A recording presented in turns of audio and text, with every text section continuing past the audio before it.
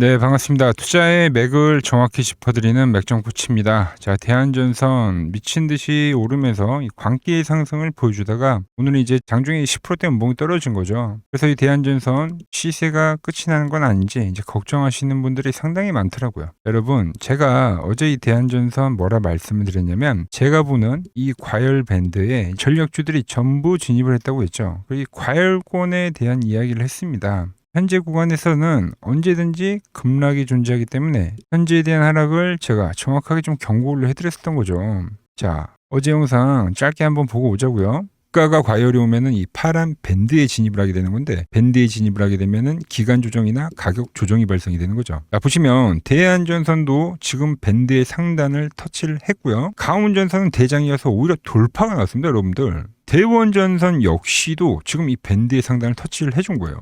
얘도 이렇게 터치를 하면 조정이 나왔죠. 즉 전부 엄청나게 이 초과열 라인에 진입을 했다는 겁니다. 자, 보신 대로 이 과열이라는 걸 말씀드렸습니다. 그러니까 이 오늘의 급락이 그러니까 제 시나리오 안에는 이미 예정이 되었던 흐름이다라는 거죠. 자, 그런데 중요한 건 지금 이 급락이 나왔다고 해서 전력주 이대로 추세가 끝이 났냐? 절대 아니라는 거죠. 여러분, 이 엔진이 과열이 되면 어떻게 합니까? 잠시 멈춰서 식혀야죠. 지금 이 대한전선은 다음 상승을 만들기 위해서 이 뜨거워진 몸을 식히는 아주 건강하고 필수적인 이 과정을 거치고 있다라는 겁니다. 그래서 오늘 영상에서 대한전선 앞으로 어떤 라인을 유지를 해줘야 상승 추세를 유지할 수 있는지, 그리고 우리는 이 조정 구간에서 어떻게 대응을 해야 수익을 극대화할 수 있는지 제가 아주 자세하게 짚어드리도록 하겠습니다. 본격적인 설명에 앞서서 오늘 영상의 시청료도 아래에 좋아요 한 번씩 부탁드리고요. 그리고 대한전선 현재 보유하고 계신 분들은 댓글창에 보유라고 한 번씩 남겨주세요. 얼마나 많은 분들이 지금 이 종목에 집중하고 계신지 제가 확인을 해야 저도 그만큼 더 정성과 시간을 쏟아서 앞으로 더 디테일한 대응 시나리오 짜드릴 수 있는 거니까 지금 바로 좋아요 댓글 한 번씩 달아주시면 정말 감사하겠습니다.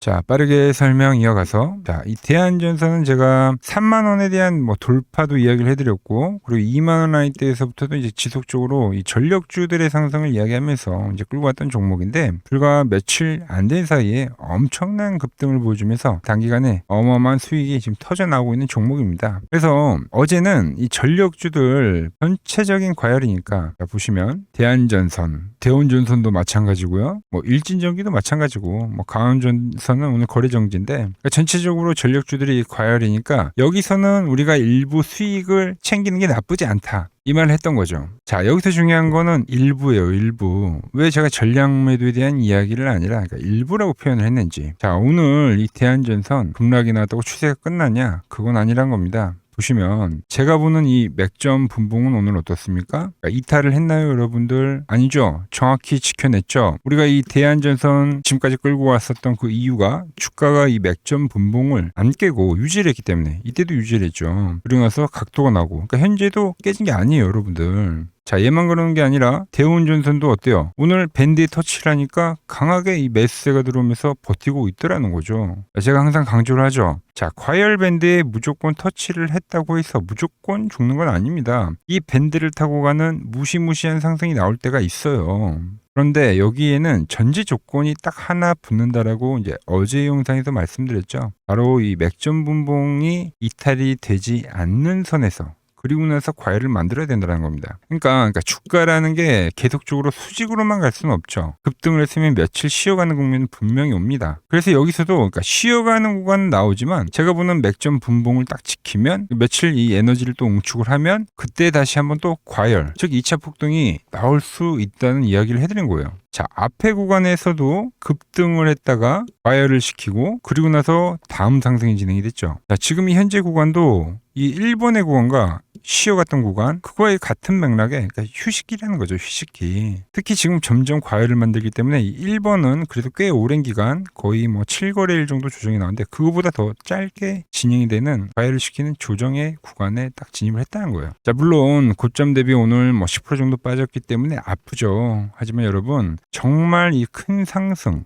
파동을 머리 꼭대기까지 다 먹으려고 하면 이 정도의 조정은 우리가 이 수익의 세금이라고 생각을 하고 일정 부분은 감수를 하셔야 되는 거예요. 지금 여러분들이 보셔야 할 건 뭐라고요? 맥점을 지키는지 이탈하는지 딱 이것뿐이라는 거죠. 자, 그럼 내일 어떤 흐름이 나왔냐면, 자, 세력들은 개미를 털려고 저가를 오늘 살짝 더 낮출 수는 있습니다. 하지만 중요한 거는 빠르게 꼬리를 만들어 줘야 된다는 거예요. 즉 자리를 지켜줘야 된다. 특히 제가 주목을 하는 건 이 일봉상에서 만들어졌던 이 돌파 갭입니다. 갭. 세력들이 돈을 태워서 띄운 이 갭이 강력한 지지라인이 될 확률이 크다는 거죠. 즉 이 갭이 무너지지 않는 한 마지막 주포의 자금이 나가지 않았다는 하나의 증거로 해석을 하는 거예요. 갭을, 이게 시총이 적은 종목이 아니잖아요. 12조짜리 종목인데 이만큼의 갭을 만드는 게 쉬운 일 아닙니다.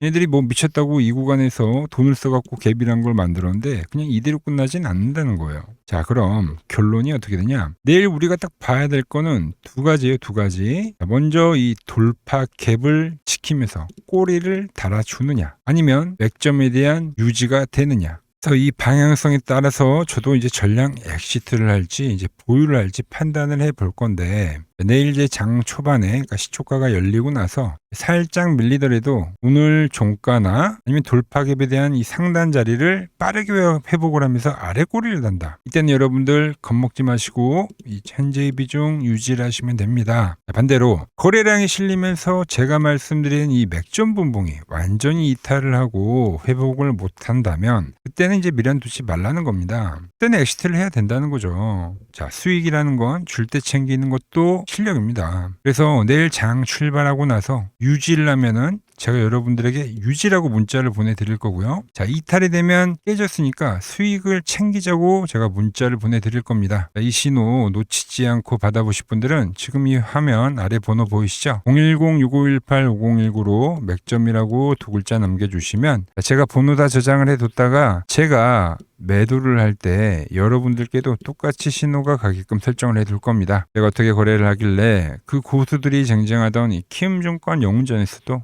9등까지 할 수 있었는지 지금 여러분들이 제 포지션을 보기만 하셔도 되고, 왜 맥점 코치는 이 대한전선 지속적으로 매수에 대한 이야기를 하면서, 그러니까 현재에 대한 조정이 나오더라도 왜 이 매수에 대한 이야기를 지금 하고 있는지, 그러니까 이런 맥점에 대한 내용만 참고를 해도 정말 도움이 될 거다라는 거죠. 원래 키움증권 명예전당에 들어가면 이 상위 랭커들의 매매 내역은 보통 하루나 이틀 뒤에 나옵니다. 그런데 저는 그걸 지금 실시간으로 그대로 보내드리겠다는 거죠. 도움 받아보실 분들은 이 아래 번호로 맥점이라고 두 글자 지금 바로 남겨주시면 됩니다. 자, 그리고 지금 더 중요한 이야기를 한 가지 하자면은, 이제 오늘 뉴스가 하나 떴습니다. 트럼프 방중 결정이 이제 5월 14일 확정이 된 거예요. 자, 그래서 미중 회담 이전에는 종전을 예고를 했다. 그러니까 오늘도 지금 시장 변동성 극심하긴 했지만 5월 14일 시간이 좀 더 길어지긴 했지만 결국 이 종전이라는 시기에 가까워지면서 이 시장도 바닥을 다질 겁니다. 그래서 항상 이 현재 같은 변동성이 이 시간이 지나고 나서 보면은 투매가 나왔던 지점, 그런 데가 다 이 저점이 되기는 할 거예요. 자, 그런데 제가 이 뉴스를 왜 보여드리냐면은 종전에 대한 예고도 있지만, 자, 트럼프가 방중 시에 이제 이슈가 되면 뭘까요? 대북주죠, 대북주.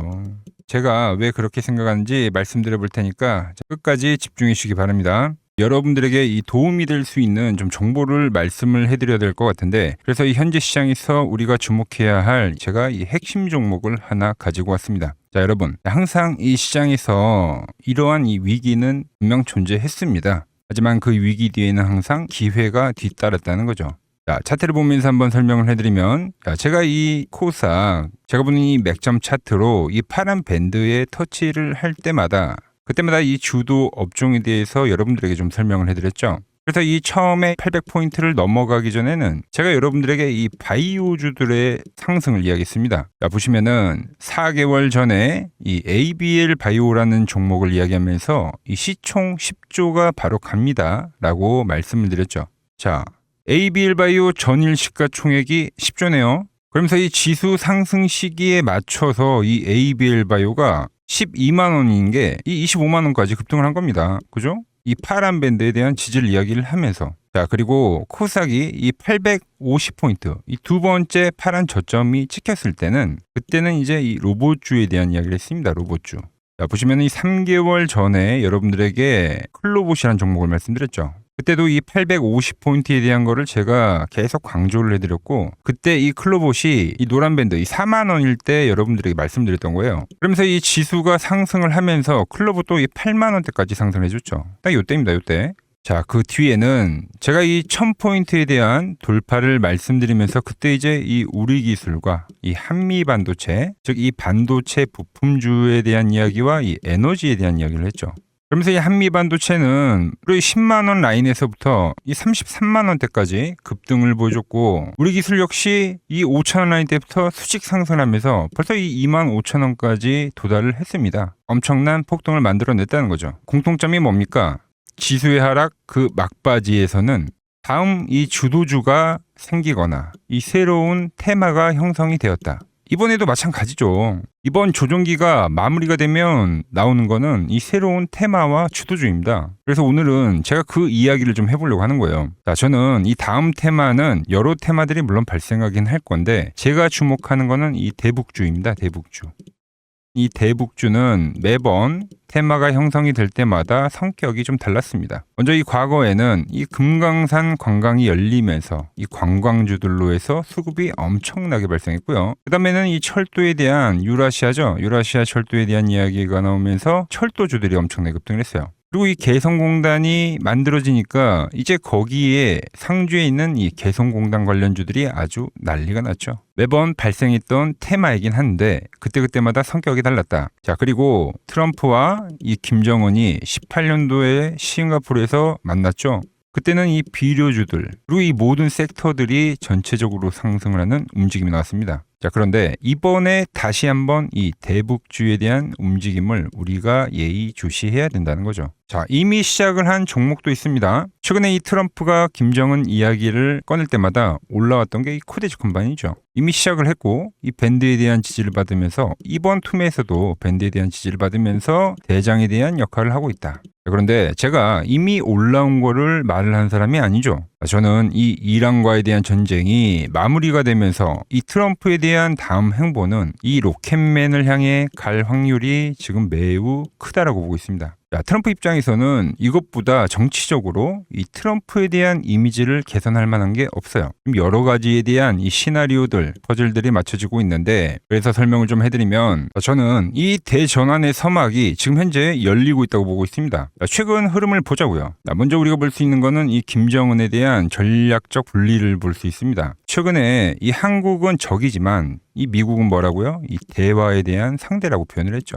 대한민국을 제1의 적대국으로 규정을 하면서 긴장을 좀 높이는 듯 보였으나, 이는 우리가 생각을 할 때 역설적으로 이 미국과에 대한 이 협상력을 높이려는 이 김정은의 전략이죠, 전략. 즉, 이 한국을 배제하고 미국과 직접 판을 짜겠다는 이 통미봉남의 현대적 변용이라고 볼 수가 있습니다. 언제든지 이 미국과는 급격한 이 대화 국면으로 전환이 될 수 있는 이 비즈니스적 밀당이라는 거죠. 자, 그리고 두 번째로 이 트럼프를 보자고요. 트럼프 역시 이 김정은과의 만남을 자기 자신의 이 최대 외교 업적으로 꼽죠. 최근에 이 한국에 방문을 했을 때도 김정은과 재회를 하지 못한 거에 대한 상당히 아쉬움을 나타내기도 했습니다. 트럼프는 원래 이 복잡한 다자 외교보다는 이 탑다운 방식의 좀 파격적인 합의를 선호하는 인물이죠. 그래서 지금 이 한반도만큼 가장 이 역동적인 이 비즈니스가 없다라는 거예요, 트럼프에게는. 그리고 미국의 이 중간 선거가 열리죠. 그런데 이 트럼프에 대한 이미지가 상당히 좋지 않습니다. 이 이란과의 전쟁 때문에. 이 이미지를 쇄신하려고 하면 이 트럼프의 최대 업적이자 트럼프만이 할 수 있는 것을 결국은 실행할 거다라는 거죠. 뭐죠?